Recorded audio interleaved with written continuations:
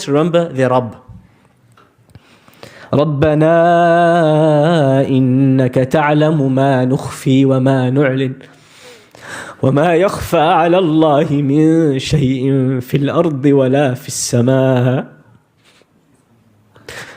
My Rabb, you know what we show and what we hide. And nothing in this earth or the sky is hidden from Allah. Your Rabb is the companion for you in your times of solitude.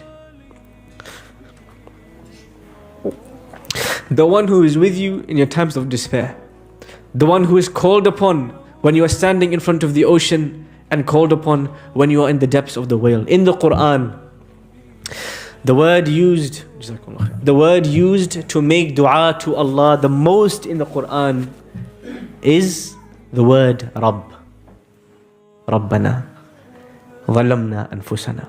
My Master, the one who looks after me, the one who looks after my every need, the one who knows my hidden and my apparent.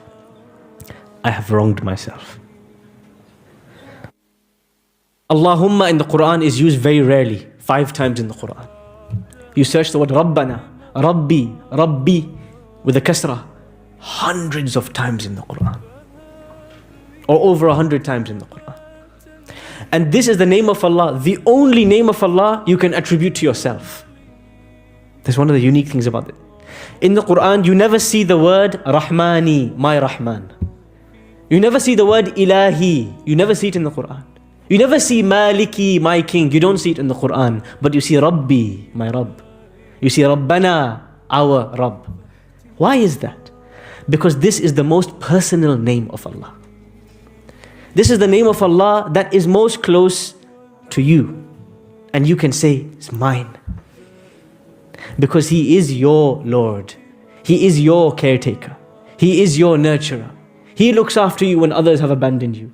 He is the one who provides for you when there's no one to provide for you. He is yours. And there's something beautiful in that. It's very different. If I talk about a team, 2 teams are playing football today. But it's very different when I say my team. Those are my boys. In my jersey, there's an attachment, there's a belonging, there's an intimacy, there's a closeness. And the only name of Allah that the prophets would call out to and they would attribute to themselves His name is Rabb. Rabbana atina fid dunya hasana. As Ibrahim a.s. stands in the middle of an empty desert.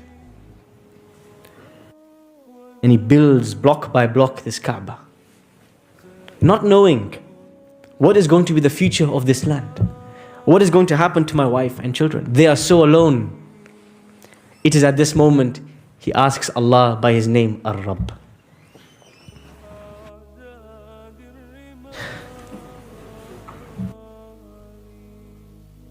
There's another beautiful thing about the word Rabb, the name Rabb of Allah. So we said, there's 2 meanings of Rabb.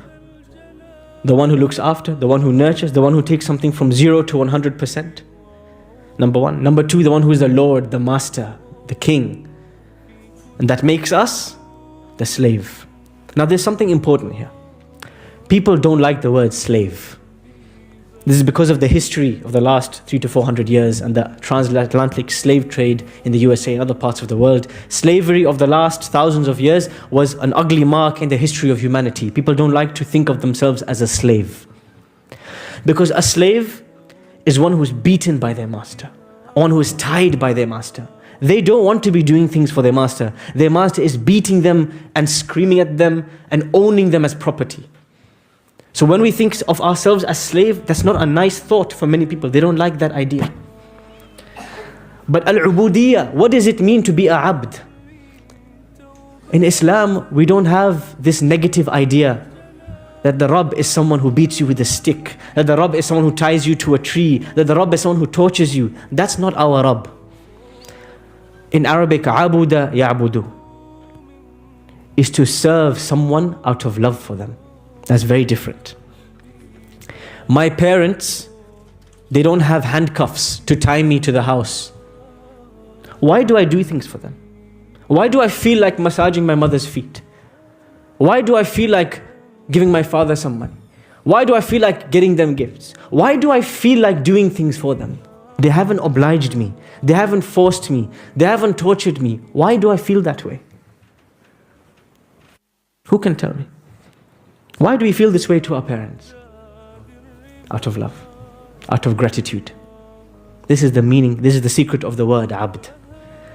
Because when the Prophet ﷺ stands for the night prayer, and he's praying all night, as the hadith of his wife comes, until his feet become swollen, they bulge out of pain. And Aisha radiallahu anha asks him, O Prophet of Allah, why do you stand? وَقَدْ غُفِرَ لَكَ مَا تَقَدَّمَ مِن ذَنْبِكَ وَمَا تَأَخَّرَ. Your previous sins and your future sins are forgiven. You don't have to be here. What does he say? أَفَلَا أَكُونَ عَبْدًا شَكُورًا.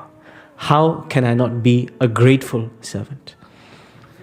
This ubudiyah, this desire to place our heads on the floor, and this desire to be at the service of Allah, and this desire to please Him comes from our gratitude and our love of Him. Not because He's torturing us, not because He's got a whip in His hand, وَالْعِيَاذُ بِاللَّهِ. Because when people think, Master, this is the image that comes to them.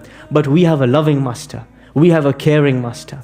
We have a Master that gives us the oxygen that comes out of our lips, and the heart that beats the blood through our system. We have a Master who never let us alone for a moment in our lives. This is our Rabb. We feel obliged to worship Him and to please Him because we can't help ourselves.